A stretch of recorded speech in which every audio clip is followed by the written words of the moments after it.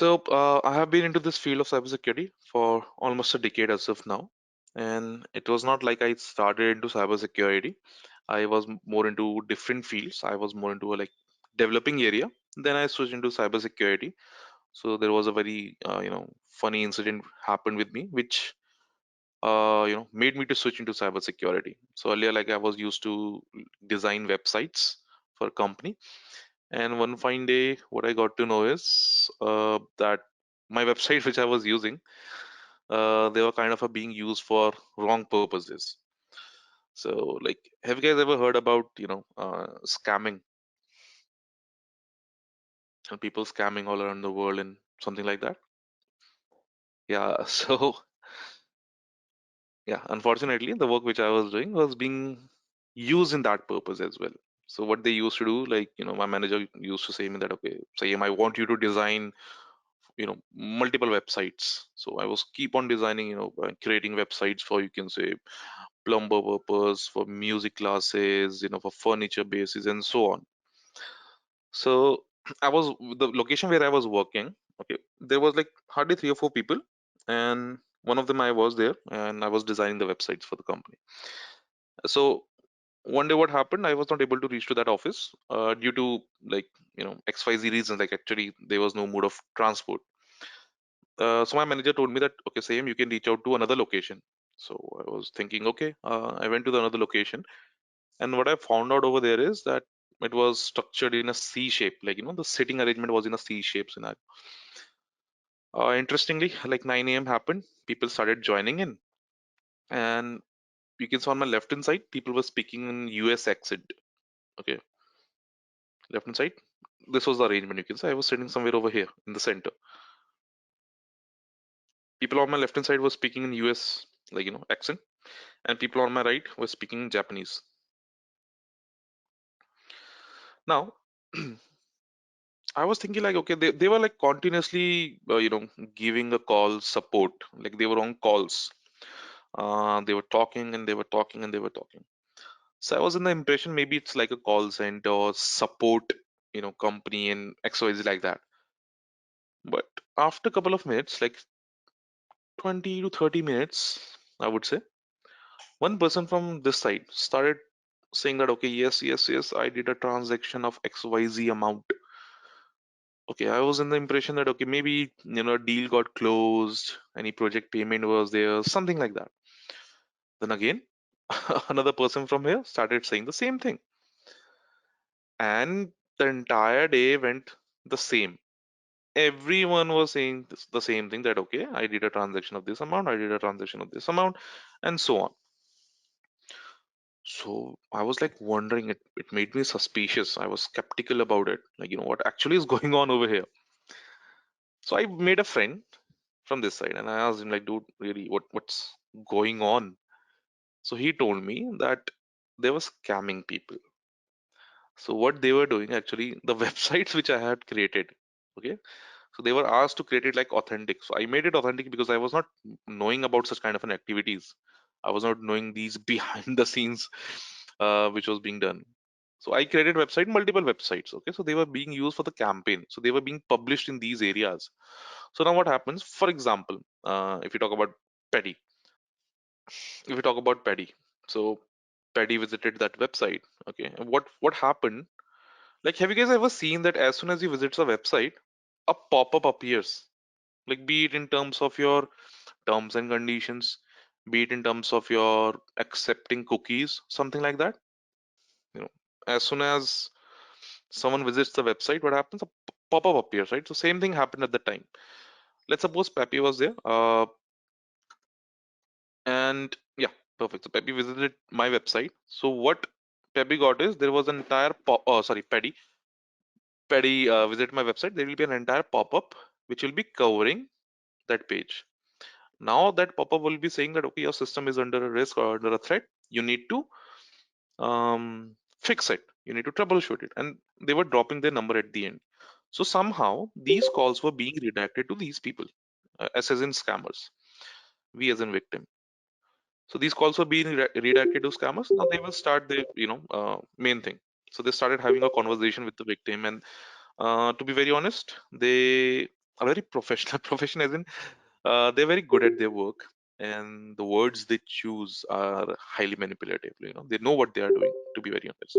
And depending on the person who is in front, like that victim, they can just manipulate you. Like they will speak what you want to hear in that terms I'm talking about. Now, that scammer asked its victim to install an application which is with the name TeamViewer. I believe you guys might have heard about it. TeamViewer or AnyDesk, something like this. Yeah. So what it does, it gives a remote control access. So for example, if Paddy is there, Paddy gave me a remote control like access to Sayam. So now Sayam can have access to the entire system of Paddy. So Sayam can do whatever he wants to do in Paddy's system right now because he have the entire control. In the same way, scammers were having the entire control of victim. So they were asking TeamViewer access so that they can, in the name of troubleshooting, they were asking the access basically. So in the name of troubleshooting, they would barely do anything. Very minimal thing, very minimal. Okay, like running the antivirus, you can say, defenders, checking with the firewall, changing the settings, just like that. Nothing much. But victim here we are considering is like a non-technical person, which is very obvious. Now, they're still having the access to their camera. By the way, they can have access to victim's camera. They can see, each and every activity which victim is performing.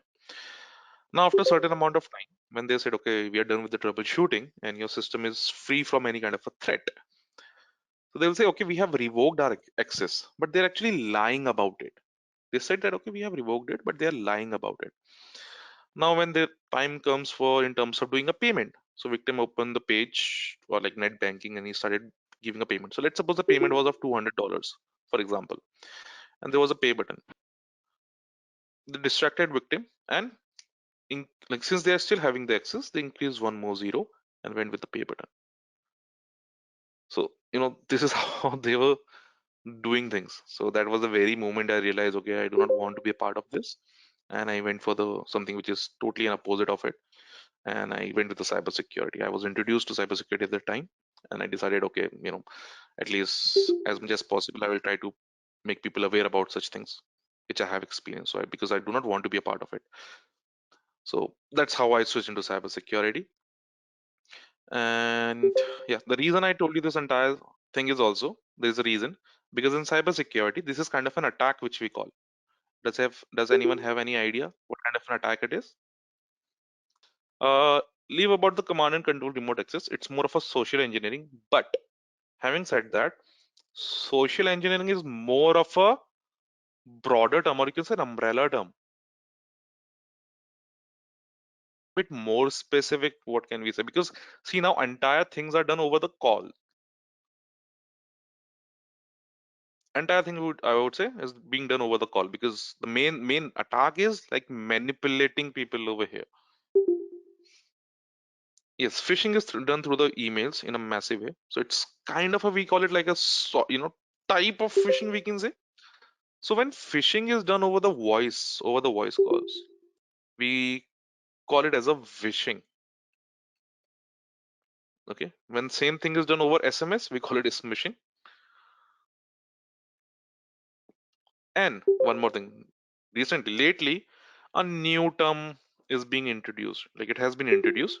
New kind of these scams, you can say, social engineering attacks are quite popular, which is squishing.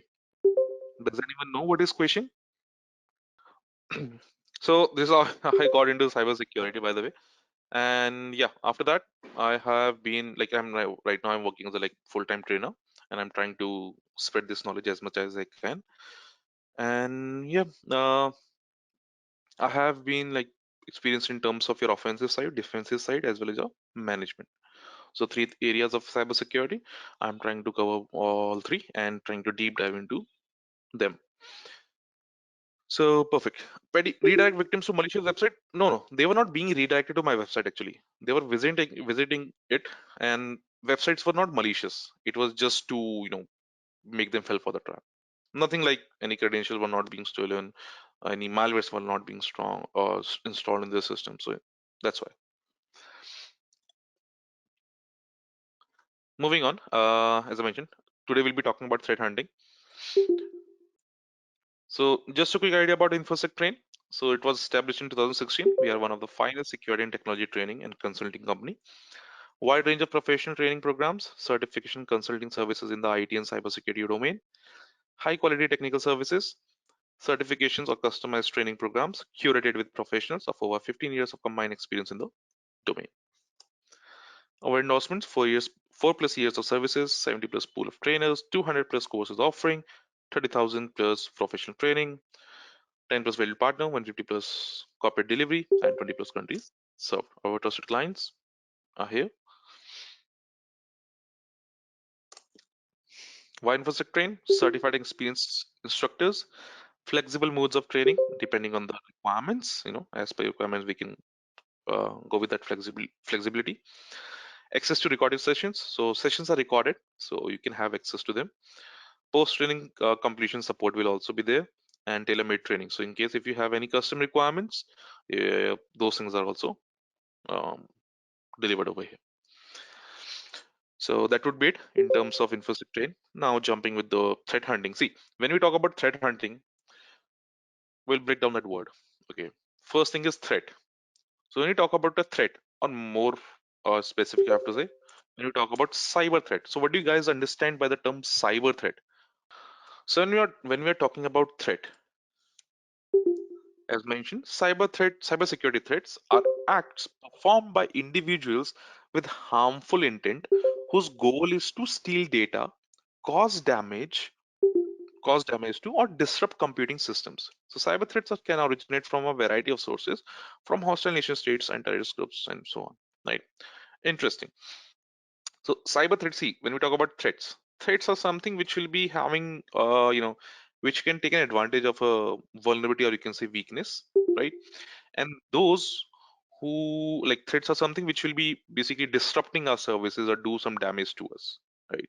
And will challenge, I would say, the reputation or integrity of the organization. So threat can be like has multiple goals, you can say, like stealing data, cause damage, or disrupting the computing systems. So like when we hear the word data breach, that is the same thing. People are like, hackers are here, those who are trying to steal the data, right? Causing damage or disrupting the computing services. Very popular attacks you might have heard about, like DOS attack, denial of service. So denial of service will do what? They will make the data and the services unaccessible to its genuine users. If you talk about causing damage, toasting hard drives, um, stealing data, like SQL injections are there, brute force attack to break the authentication, getting access to the people um, profiles, right? Aditya, that what a brute force attack can also do. So yeah, in short, uh, cyber threat can be in multiple ways. The main thing is that they will be stealing your data or disrupting your services or doing some kind of a harm to the organization, right? So we have to make sure that we are secure from these kind of threats. So when you talk about cyber threat are something which will be impacting your confidentiality, integrity, and availability, right? These are the main core elements when we talk about in terms of information security: confidentiality, integrity, and availability. Confidentiality as in stopping from any unauthorized access.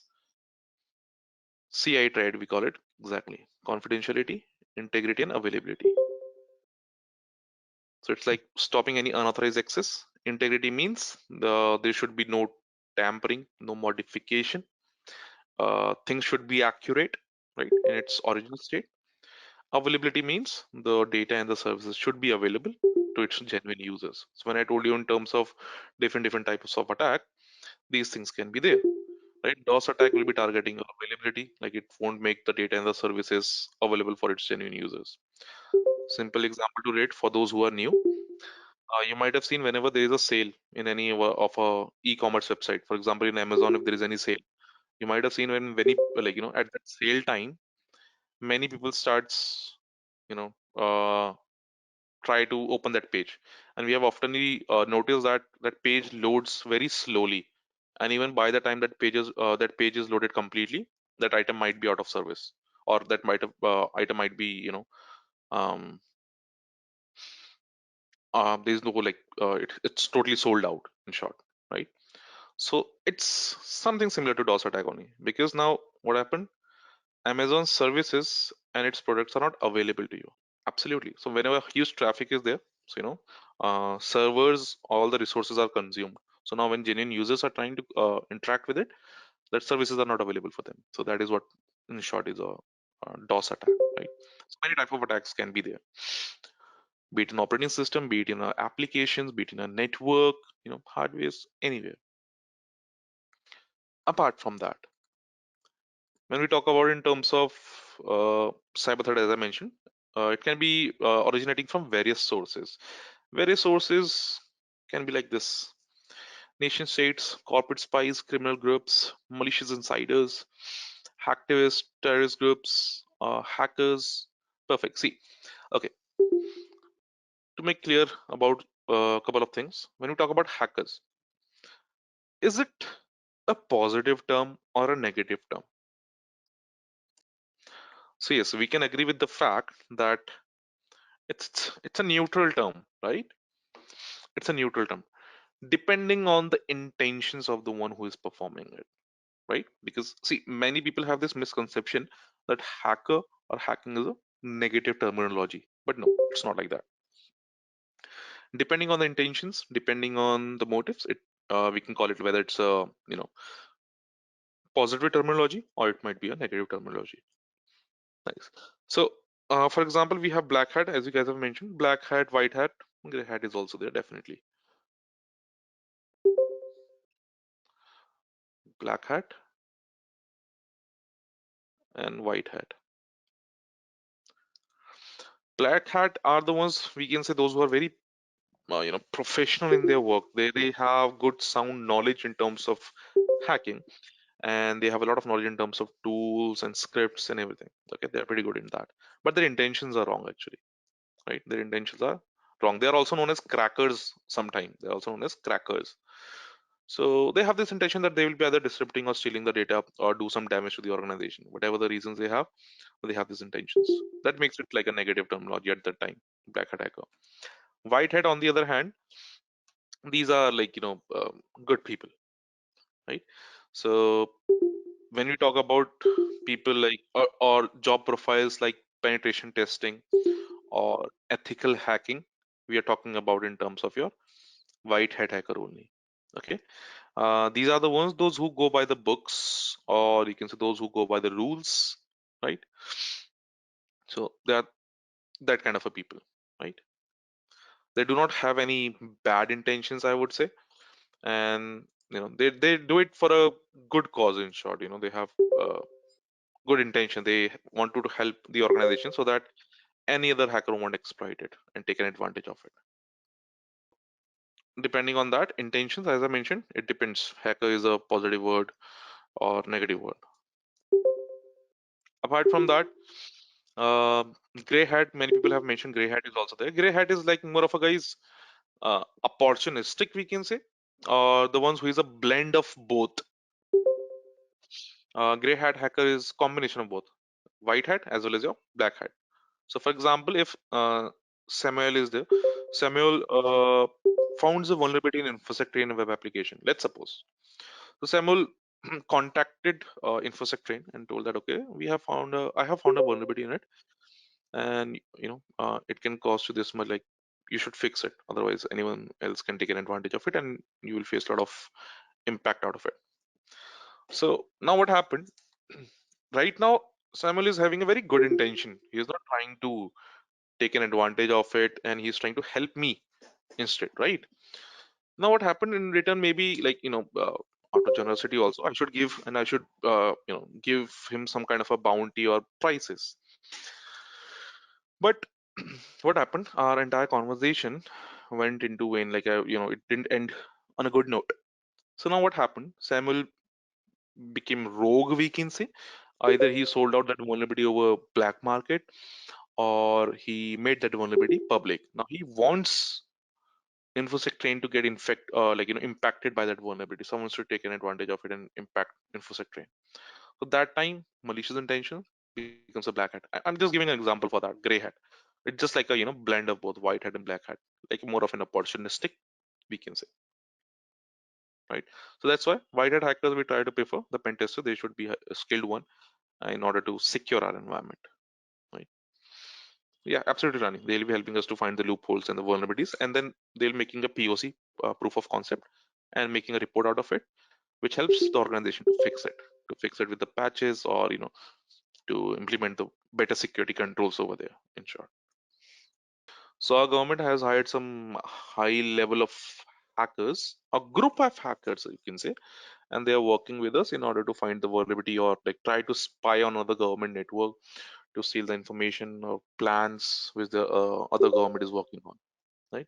So we generally hire a group, uh, and we call them as APT. You guys might have heard about APT, Advanced Persistent Threat. Advanced Persistent Threat. It is a combination of three words. Advanced. Advanced as in the tools, the techniques, the way they perform the hacks are highly advanced. Okay, they are highly advanced. You cannot easily catch them, I would say. And they know what they are doing, and they're pretty good at it. And they work in a group generally. Persistent, the middle word starting from P. Persistent as in it's like a spy, I would say. They try to remain into your network for a longer time. That's persistency, right? Persistent. So they try to remain into a network and working like a spy so that they can steal more information out of it. And threat being threat, right?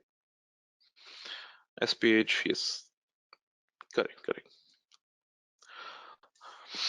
So they are funded by the, you can say, government or state sponsored, we call them, because see, the tools which are used in hacking, they are also quite costly, I would say. They're highly costly as well. So funding is also required. So that is given by the state. Corporate spies. Does anyone know what is a corporate spies? So let's suppose they both are working, okay, like they have their own businesses, and maybe both are dealing with the finance sector. Okay, both are dealing with the finance sector. So right now they both are competitive to each other, right? They both are competitive to each other. So now Rohit will be hiring, you can say, hackers, or we call them corporate spies. What they try to do, they try to get into the Nakish network and try to steal the information from there. Like what kind of a new business deal might be, projects are going on, so that Rohit can be one step ahead from them. So when you have the hackers in terms of that, that is known as a corporate spies. Right? Perfect. Next would be your malicious insiders. Okay, what do you think might be malicious insiders?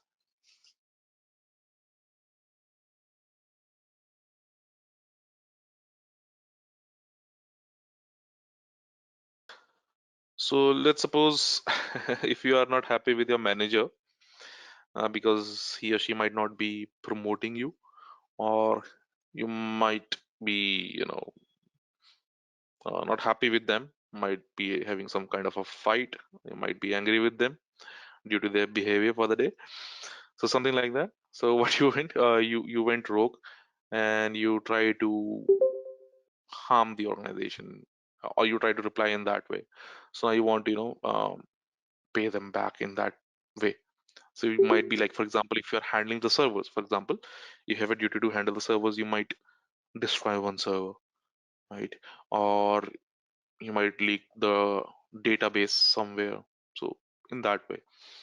So when you're trying to punish them, so that's the job of a malicious insider. Although it's a criminal activity only, and doing it's really a crime, and you can you have to face a lot of charges and penalties for the same. So it's not a good thing to go with. But yeah, we do have some insider threats as well. So that's why we have this policies in organization. You guys might have heard about them as well. Clean desk policy. Clean desk policies are there. We in our organization, you guys might be having a shredding machine, a shredder, where you put some papers and that shredder will be tearing them down into small pieces. Perfect. So why they are there? Why these things are there? Because of insider threat. So what we have seen in a lot of movies, lot of series and pictures, what we have seen is that people those are working in an corporate environment, They do a lot of document work. When that document is of no use, what these people tend to do, they make a ball out of it and practice basketball in the trash can. Right? But this is absolutely not a good practice. It is never good practice because, again, we have insider threats. We do have clean desk policy. Why? Because we have insider threats. They can literally get into those trash cans, or they can steal the document out of your table, and that can cause some damage to us. Right? People really can use that information. Yes, Rani. Any information can be useful, guys. Any kind of information is useful.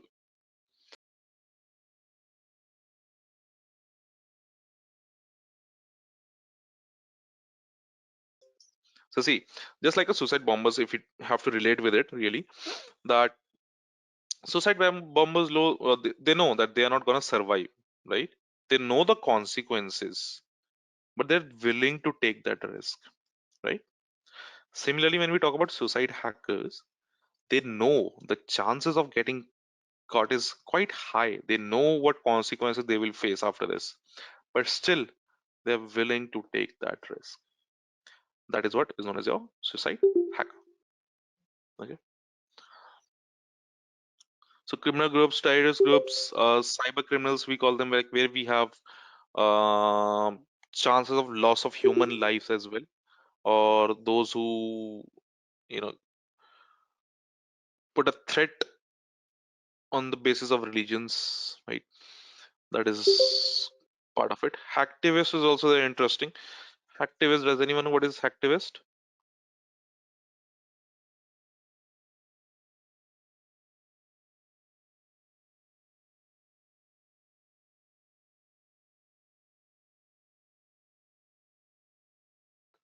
Perfect. Hacktivists are like your hacker plus your activist. So the one who perform the hacks, as well as they're having some kind of a, I would say, political agenda, maybe, or like other those who have, like those who are part of a movement, a big movement, I would say.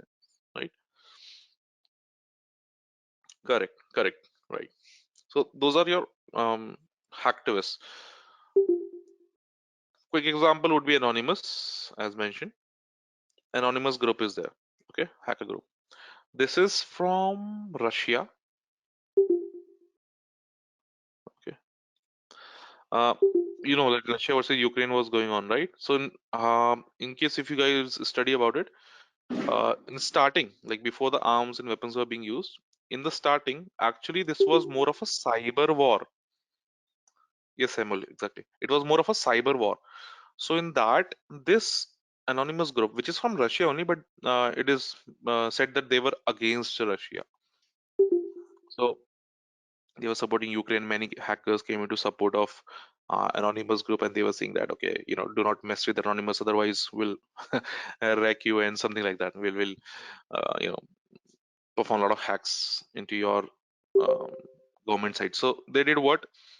They did a lot of website defacement on the government websites of Russia. When we say website defacement, as in they changed the entire look and feel of the website completely.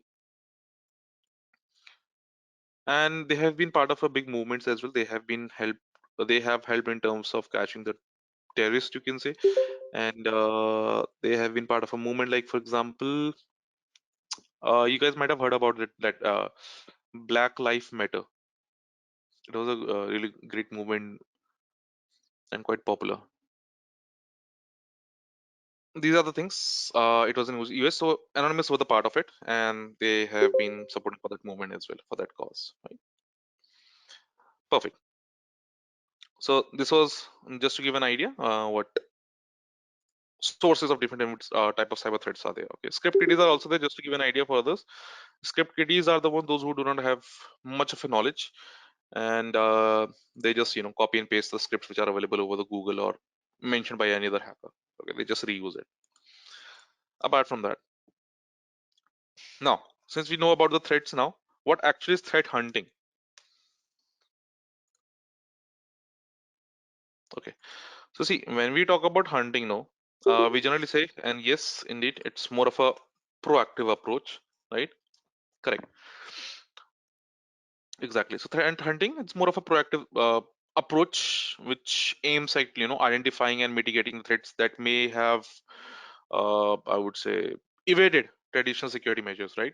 So it is like you're actively searching for signs of any malicious activity or potential security breaches within the organization network or systems, and even endpoints also, right?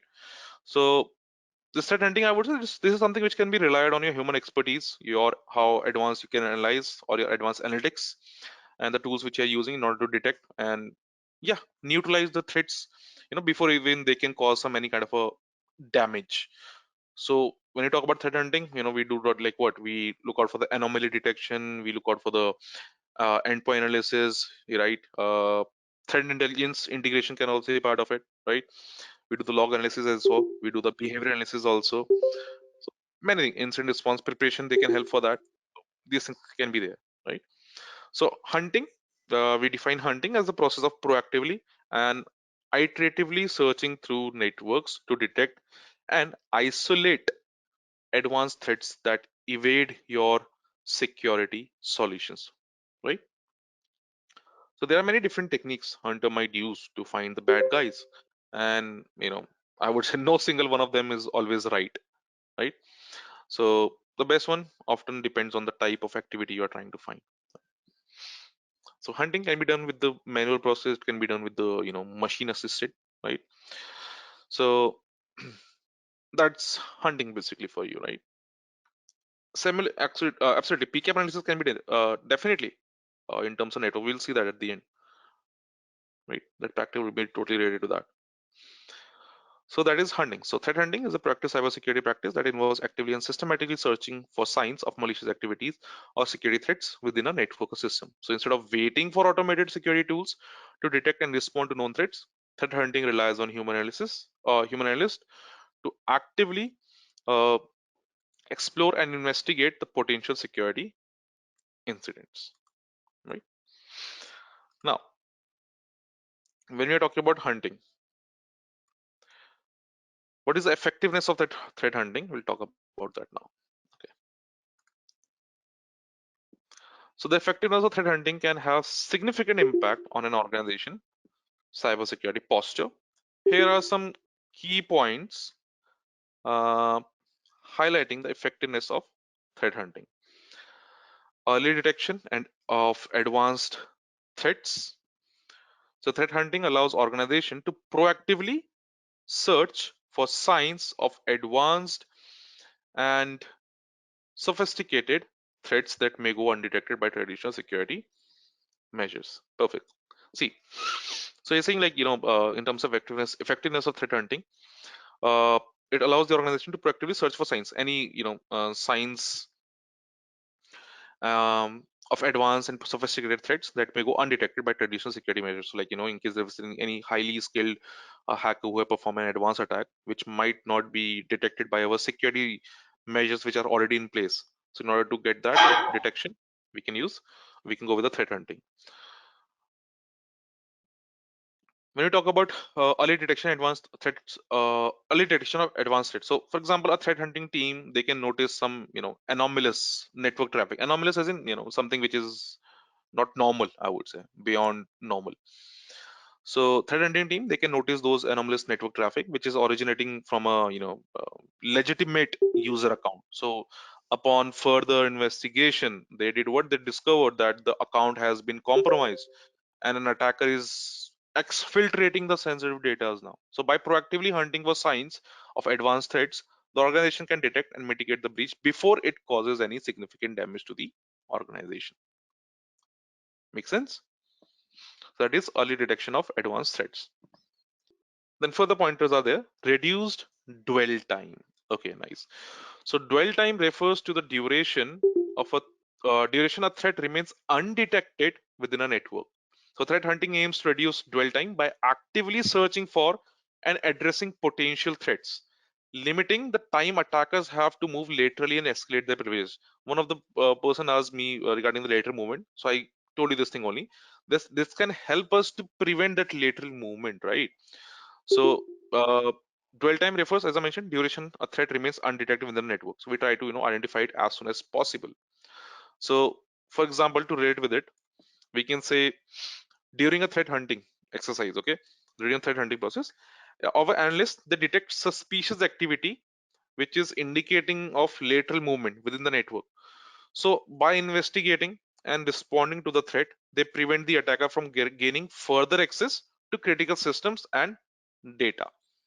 So this proactive approach, this help us to reduce the dwell time, right, and minimize the impact of a security incident. Third pointer is in terms of identification of unknown threats. So threat hunting is not solely reliant on known threat signature or patterns. See, every threat, like you can say malwares or performing an attack, they have their signatures or patterns. So for example, if you're cooking something, so you would all agree with the fact that you do have your own different pattern of cooking, right? Or if you're playing any game, any sport, you have your own pattern. If you write something, if you're writing any paragraph, any story, you will be having your own pattern, right? And you have your own signatures also, correct? So threat hunting is not solely reliant on known signature patterns. Human analysts can identify previously known unknown threats by recognizing their unusual patterns, behaviors, or anomalies in the network that automated tools might miss, right? So for example, while analyzing network logs, threat hunters they identify unusual patterns of communication between internal system and external IP address. So further investigation, reveals a previously unknown malware variant that evades traditional security measures. So by recognizing these unconventional behavior, the organization they can take steps to mitigate the threat and prevent future infections. Right. Further is improved incident response. Nice. So by actively investigating and understanding potential threats, organization they can develop more effective incident response plans. So this leads to quicker and more precise responses when a security incident does occur, right? So okay, for example, let's suppose there's a like during a routine threat hunting exercise, your analysts they uncover evidence of any potential data breach involving your customer information in it. Okay, so by taking advantage of this insight or by leveraging their insights from threat hunting, the incident response team quickly isolates the affected systems, notifies the impacted users, and implements the additional security measures to contain the breach. So the organization, proactively the proactive instance enables them to mitigate the incident's impact and prevent the further damage to their reputation. Right. So as soon as we got to know, okay, there's systems are infected or they are affected by any kind of an attack, and customer information are getting breached, so we can quickly isolate them. We have to isolate them so that that attack won't you know um, spread further. So that isolation, that containment is also required, so that can help us in the incident response, you can say, improve incident response activities and enhance security awareness. So threat hunting it contributes to a better understanding of an organization network and system behavior. So this increased awareness enables organizations to fine-tune their security policies and configurations to better align with the actual threat landscape. Yeah. So like for example, with uh, through like regular threat hunting activities, your analysts they can they can gain a deeper understanding of the organization's network infrastructure and typical user behavior also.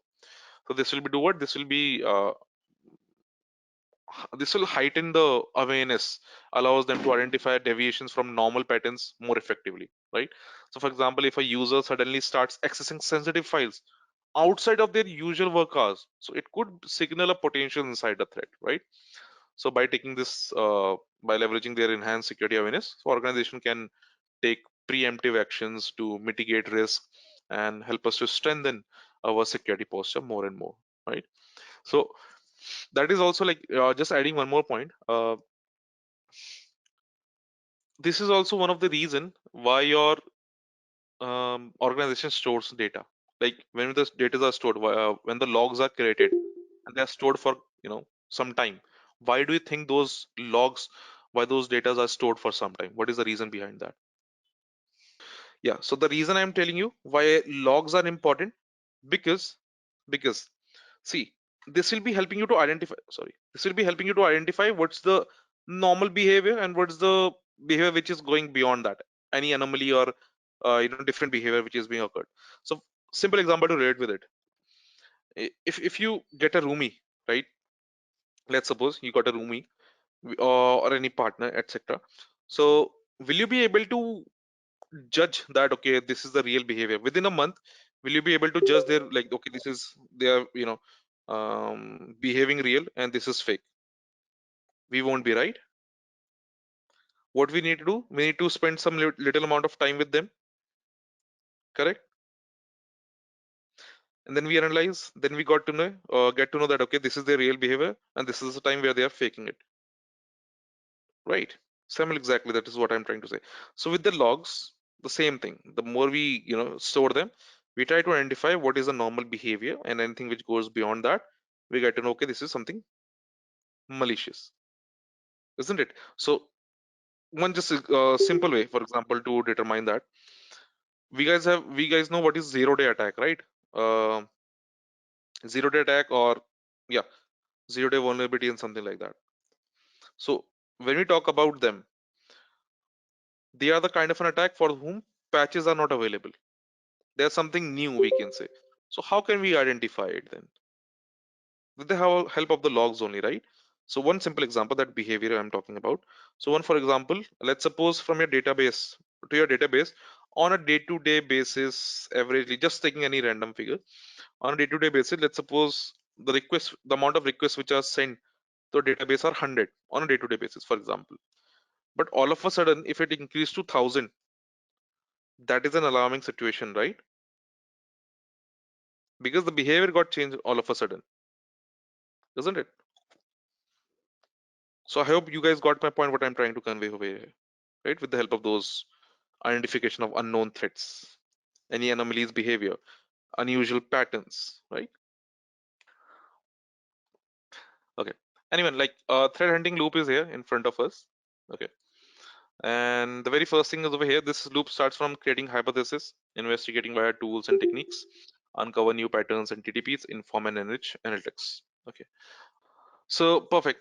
Creating a hypothesis, when you're talking about it in terms of a, you know, hypothesis. Okay, perfect. So see, hypothesis, it's simply, as you guys have mentioned, case study, various words you have used over here, case study, or like, assuming a scenario, exactly, as per your research, threat modeling can help it, right? Sort of a blueprint, okay, systematic procedure, nice. Uh, perfect, yeah. Okay, so when we are talking about in terms of hypothesis, what hypothesis in threat hunting? It's just like a, uh, I would say educated guess, we can say.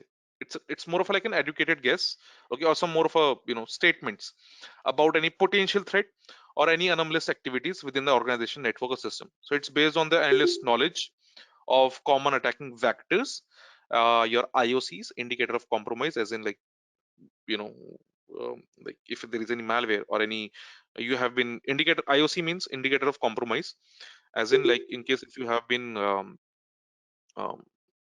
attacked. So there'll be these IOCs left, like, which domain you interacted with, what is the hash of those files, in that way. IO as well, you can say. Absolutely. So as I mentioned, hypothesis is just like those statements or educated guess about any potential threats or anomalous activities within the organization network or system. So it's based on the analyst knowledge of common attack vectors, indicator of compromise, and patterns of malicious behavior, right? So you do the formulation over there, okay? So formulation of statements, as in you as an analyst, you use available threat intelligence, the logs and other data sources to create that hypothesis about potential threats or those suspicious activities within the network. Okay, so this could involve hypothesis about specific attack techniques, compromised systems, or unusual network behavior, anything like that. Then we have testing in hypothesis only. So analysts, they use various tools, techniques, and methodologies to test their hypothesis. Okay, so they like conduct searches across logs and data sources, running some specific queries, or deploying specialized detection mechanism to identify evidence that supports or refutes your hypothesis which you have created. Okay, so in that way, perfect. So hypothesis, as we can say, those statements, or in short, your educated guess. Simple. Apart from that, analysis are done, refinements are done, actions are done depending on the evidences which you gather. So second part is, after like creating a hypothesis, what do we have? Investigate via tools and techniques. So obviously we'll be using some tools and we'll be having a technique in order to investigate regarding the hypothesis which has been created, in order to judge whether it is, you know, effective or not, right? So we are investigating the hypothesis over here now, right? um Perfect. So you use some tools and techniques, like as in I would say link data search and visualizations are there. Okay. So being an security analyst, um, okay. Uh, GV, we'll talk about that later at the end then. Okay. No worries. So as I mentioned, link data search and visualization can be part of our tools and techniques, right? So imagine a security analyst which uses the tools that allows them to search through linked data sources like your logs, network traffics, your user data behavior, right? Your statistical analysis will be done. So analysts, they may employ statistical techniques to identify anomalies or patterns in the data related to recent travel or any potential malicious activity. Machine learning can be also used in terms of tools and techniques. So machine learning algorithm, they could assist you in identifying any correlations or deviations that might indicate a security threat, right? Stack counting is also part of it. Stack counting, as in this technique involves counting occurrence of specific events or behaviors within those logs or other data sources to identify potential threats, right? So these are different tools and techniques: linked data search, visualization, statistical analysis, machine learning, stack counting, right? And after that, uncover new patterns and TTPs. Okay. Okay, yeah, TTP, as I mentioned, tactics, techniques, and procedures. So tactic would be more of a like goals which attackers try to achieve.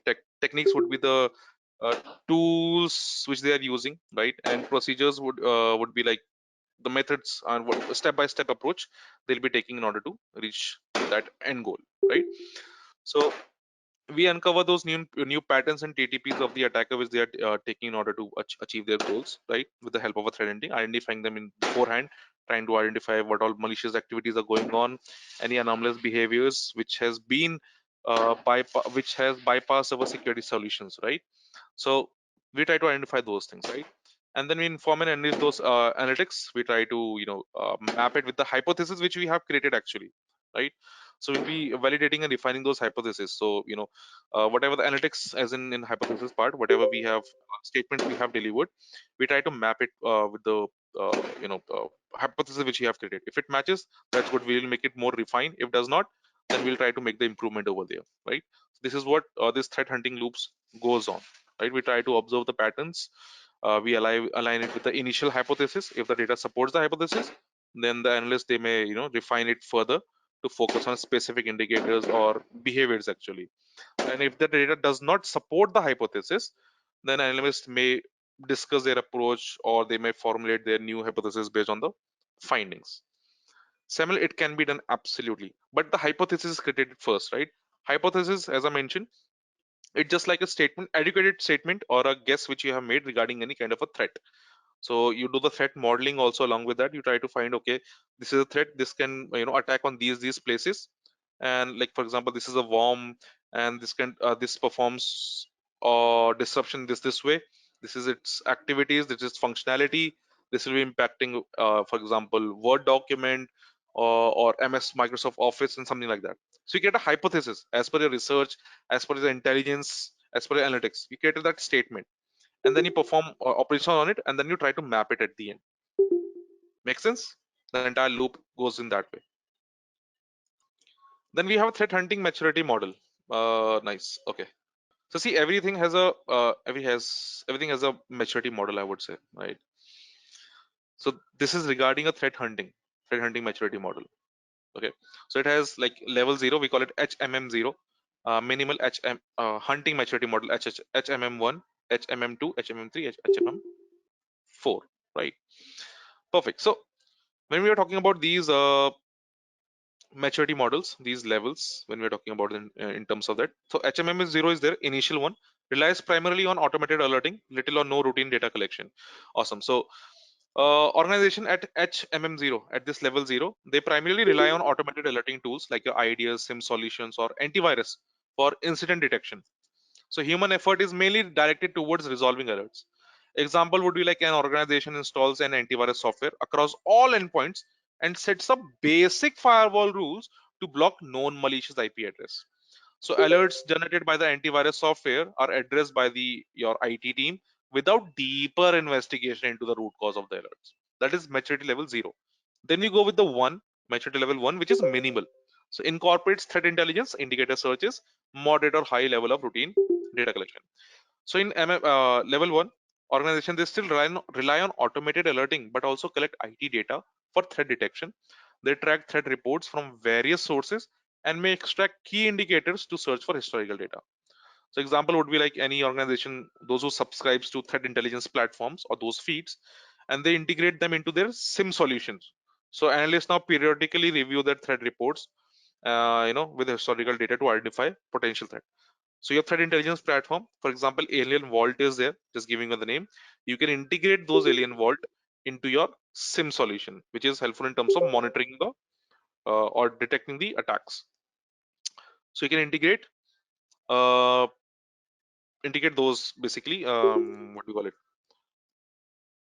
Threat intelligence feeds direct into your SIM solution, and you can perform a scan out of it to identify any malicious activity over there. Simple. Okay. Apart from that, when we talk about level 2, procedural. So organization at level 2, they learn and apply hunting procedures developed by others. So they collect a large amount of data from across the enterprise and perform least frequency analysis. So for example, an organization, they adopt a hunting procedure from a cybersecurity blog to detect malware by analyzing programs which are set to automatically start on your host. So analysts, they collect logs from endpoints and use the scripts to identify suspicious startup programs, right? That is procedural. Then we have innovative, level 3. So organizations which are level 3, they have skilled analysts who develop and publish their hunting procedures. So they apply various data analysis techniques, including like statistics, data visualization, machine learning, identifying malicious activity, all those things. So for example, if you have a cybersecurity team, those who develop a new hunting procedure using machine learning algorithm to detect anomalous network traffic patterns, indicating any data exfiltration. So the procedure is documented and they are performed regularly by the analysts. Then we have the fourth one, which is leading, right? So fourth level for organization, they operationalize successful hunting processes and they automate detection wherever possible. So analysts, they focus on improving existing processes and developing the new ones. So for example, if an organization is there which implements an automated systems that continuously monitors network traffic for signs of lateral movement and automatically alerts the cybersecurity team of any suspicious activity. So analysts, they spend their time refining the detection algorithm and they explore the new threat hunting techniques as well. So that is what when you reach to the level 4. Simple. Make sense? Okay. See, there's a difference between data, information, and intelligence, guys. Always remember that, okay? There's a quick difference between data, information, and intelligence. Anyone who can tell me what is the difference between them? Data, information, and intelligence. These are like dates, right? These are the dates, basically. And in these dates, we do not have any contextual information actually regarding these things. So when we do not have contextual information, that is dates, like a raw format. So that is our data. Date is equals to data right now, raw format. But when we process it, okay, when we process it, what we got to know, some context for this. Context as in last week of February, month February, year 2024, and this is a Monday, Tuesday, Wednesday, uh, Thursday, Friday, Saturday, and Sunday, right? And moreover, we got to know, okay, let's suppose this is our weekend, and this Friday is also off, so we got a long weekend over here. So now we got a lot of context. So when we process the data, we got context over there that is known as your information. Now on this information, you can analyze it and you can take some decisions over it. So once you do that, that is known as the intelligence. So I got to know, okay, this is a long weekend for me. So I can either go for a picnic with the family, I can go out, I can travel, or I can do my pending work. So when you make those decisions on the basis of the information, analyze information, that is known as the intelligence. Perfect. So threat intelligence, cyber threat intelligence is information an organization uses to understand the threats that have, will, or are currently targeting the organization to prepare, prevent, and identify the cyber threats. Okay. So that is threat intelligence in a simple way possible, right? So it helps us to keep ourselves one step ahead. And as in, like, if threat intelligence can help you, like, for example, if there's any attacking group which is targeting financial organization, so your threat intelligence team will do what? They will try to locate these kind of threats, what this group specializes in, why they're targeting financial institution, how they're targeting financial institution, how they're performing an attack on them, and whatever the intel they have gathered, on the basis of that intel they'll be securing their organization so that attack won't happen in their organization. Collecting IOCs from different places is also part of it. Clear? So intelligence simply means like helping us to make some decisions out of the information which we have gathered from the data. So in threat intelligence, we utilize them in order to prevent the organization from those attacks. So when you're talking about threat intelligence, it has this life cycle. The first is planning and direction. So in this stage, it involves defining intelligence requirements, setting objectives, and establishing the scope of a threat intelligence program. So you have, for example, financial institution, they decide to enhance its threat intelligence capabilities to protect against any emerging cyber threats, which are targeting that banking sector. So they identify key stakeholders, what are the established goals, and allocate the resources to support the initiative. Then we have data collection. So in this stage, relevant data is collected from various internal and external resources. Okay. So like it will be including your network logs, your OSINT is there, open source intelligence, your dark web forums are there, your threat intelligence feed, as I mentioned, Alien Vault is there, your cybersecurity vendors are also there from there. Okay. So your for example, your cybersecurity team, they will be deploying some sensors across the organization's network to capture capture traffic data. They will subscribes to threat intelligence feeds from some reputable providers. They'll monitor the social media platforms for discussions which are related to potential threats which are targeting their industry, right? Third is processing. In processing the collected data, it undergoes the processing to convert raw information into a format which is suitable for analysis. So it will be involving steps like normalization, okay, making giving some context out of that raw data, normalizing it forms, giving a structured, structured presentation. We will be aggregating data, collecting those data.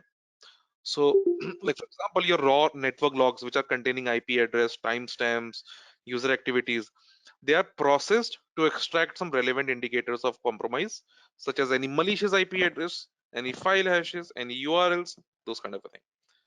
Then your analysis and production is there. Oh, sorry, in analysis and production is there.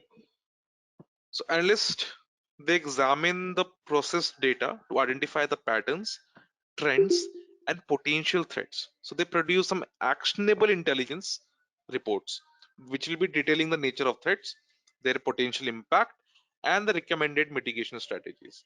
So over here, like for example, analysts, they will analyze the network traffic patterns. They will identify any anomalous behavior, which is indicating of a potential malware infection.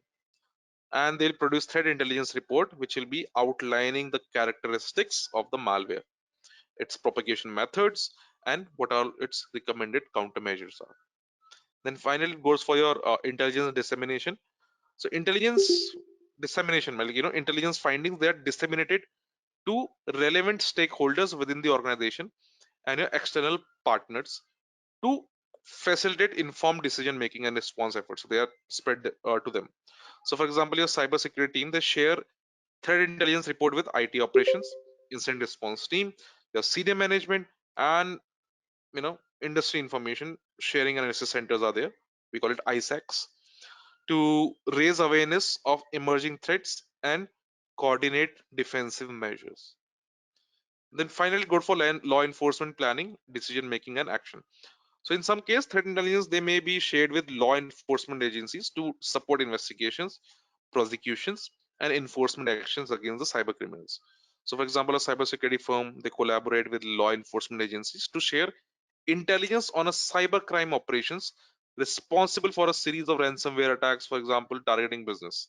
So, law enforcement agencies they can use the intelligence to identify and catch the perpetrators, disrupting the infrastructure and recover stolen assets.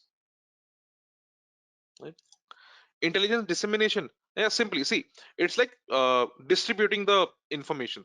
So cybersecurity team they can share the threat intelligence reports with IT operations, incident response team, senior management, and so on to raise awareness of emerging threats and to take the coordinate defensive measures as per that. Okay, so it's like so that they can take some informed decision making. Perfect. Lastly, on a quick note, threat hunting versus threat intelligence. Threat hunting, as we discussed, it involves actively searching for signs of malicious activity within a network or machine. It involves manual investigation of the network and the system to find out the IOC. The primary purpose of threat hunting is to detect and respond to threats that may not be easily identifiable through traditional security mechanisms, such as antivirus software or intrusion detection systems. Whereas if we talk about threat intelligence, it involves the collection, analysis, and dissemination of information related to potential or current cybersecurity threats. It rely on the different of sources like open source intelligence is there, government agencies are there, proprietary feeds are there, and the primary purpose of threat intelligence is to inform decision making process, improve incident response capabilities, and enhance overall cybersecurity posture by understanding the TTPs which are employed by the attacker. Okay, now let's quickly get with this. Just showing it to you. Maybe using Wireshark also and looking for the scanning process. Oh, sorry, man.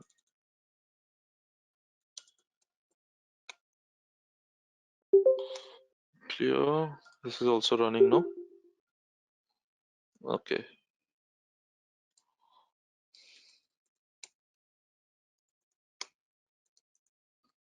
Just reminding the IP. Thank you, Rani.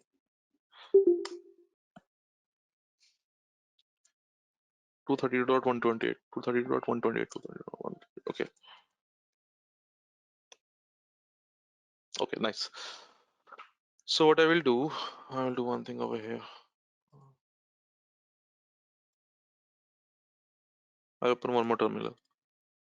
See, although I'm opening Wireshark, this kind of a tool over here only, but we are considering that Wireshark is open on the defensive side or the target side. So Metasploitable 2 is a target, Kali is the attacker. Although Wireshark is being open in Kali only, but we are considering that it is on Metasploitable side. Okay.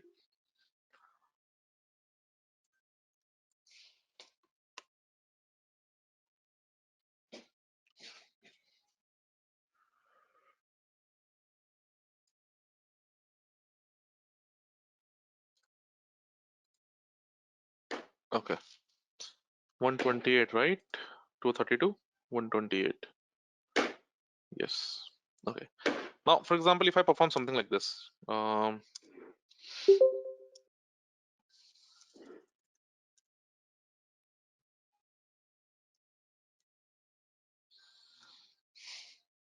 here, just to let you know, I'm performing a scan. See, we perform a scanning in the starting uh, in order to, you know, uh, gain in more information about the target before we can perform an attack, like what all open ports are there, what all services are running over there.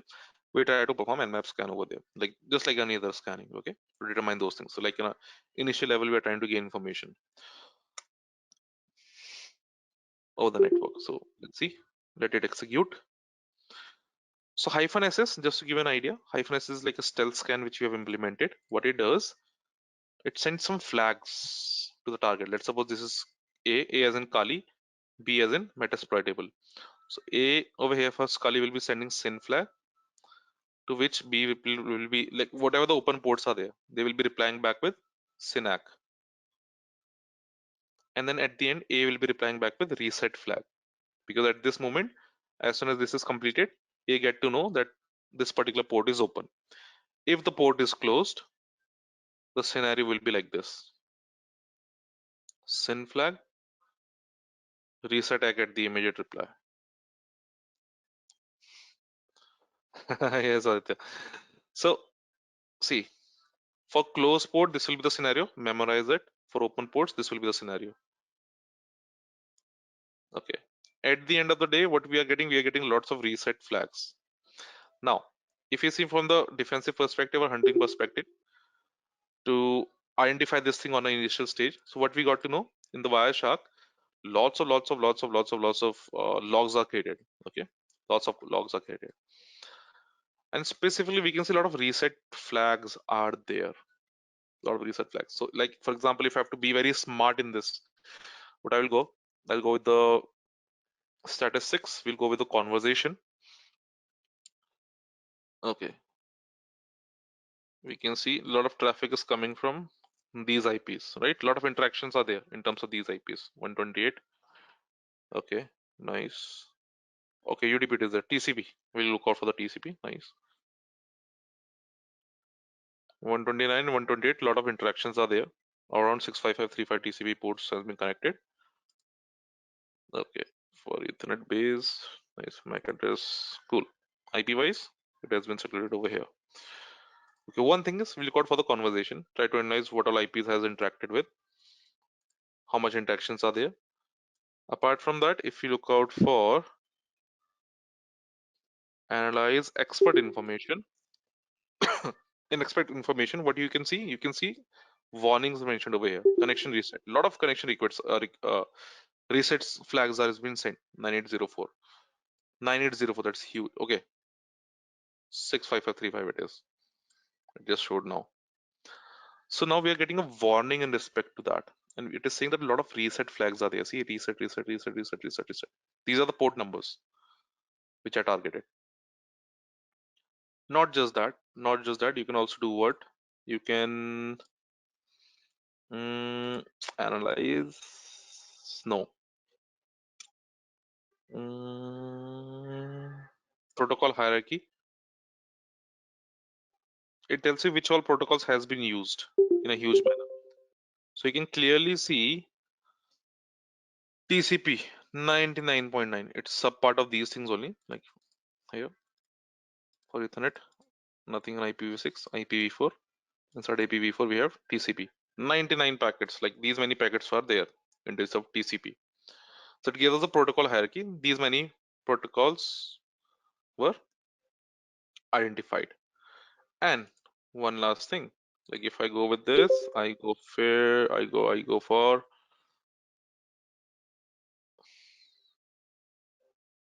okay, analyze. Now, let's say input output graph or flow graph would be better.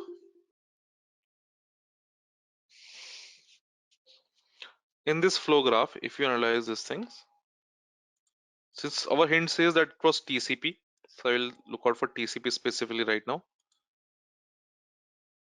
It filtered out, and now you will notice from this IP to our victim IP, a lot of SYN flags are sent. See, huge amount of flags are there, right? Quite of a huge number.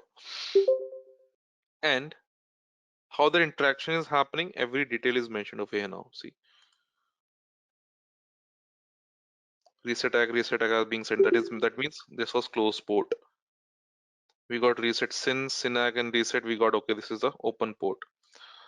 So although they're not in the sequence because we have targeted all 65535 ports, but here we can see what we here we can see the responses which we are getting. So with this clues, all of things which you have identified, we got to know that okay, this IP is the one which is trying to perform a scan in our network and trying to determine what all ports are open, what all ports are closed. So before this IP can take further actions, what we can do, we can simply block it. Does that make sense? How things are utilized and concluded. This is like before this attack happens, Rani, simply put into the firewall, no? Put a rule that don't allow this IP, no interaction for this IP. I can limit to the display filter and it will give me only those results in respect to these IPs. Okay, this hasn't applied on that. No worries. We can manually do that also. So in short, this is what I wanted to tell you. Like as a threat hunting, you can identify things beforehand, and you can quickly, you know, take the actions against it. This is just a sample, or this is just to give an idea how things work in the networks as well.